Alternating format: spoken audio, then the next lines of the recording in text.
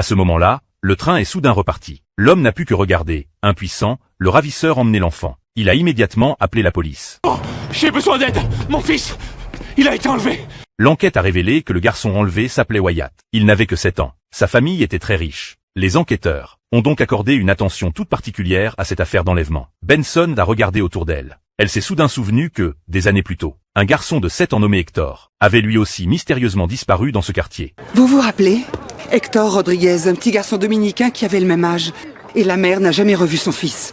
Peu après, la police a reçu un témoignage d'un habitant. Quelqu'un avait vu Wyatt sortir d'un magasin. Les policiers se sont immédiatement rendus sur place. Ils ont retrouvé le téléphone de Wyatt dans une poubelle à l'extérieur. Le commerçant leur a expliqué que Wyatt était venu avec un homme. Ils avaient acheté une teinture pour cheveux de couleur blonde. Vous croyez que quelqu'un imite l'affaire Hector Rodriguez? On n'a pas révélé cette histoire de teinture à la presse. Bon, ça va, on a compris, c'est toi qui avais raison.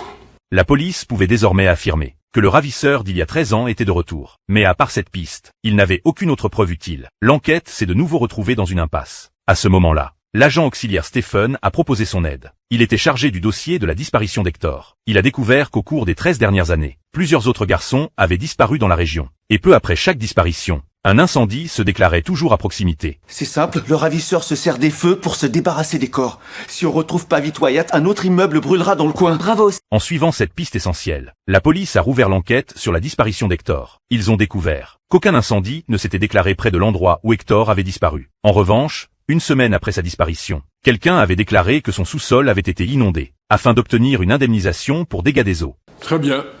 Je contacte le procureur. On va demander l'autorisation de casser la dalle. Le sol du sous-sol a été démoli. Le corps d'Hector était enterré juste en dessous. La vérité a enfin éclaté. Au moment où la terrible nouvelle est tombée, la mère d'Hector s'est complètement effondrée. Oh, mon petit garçon.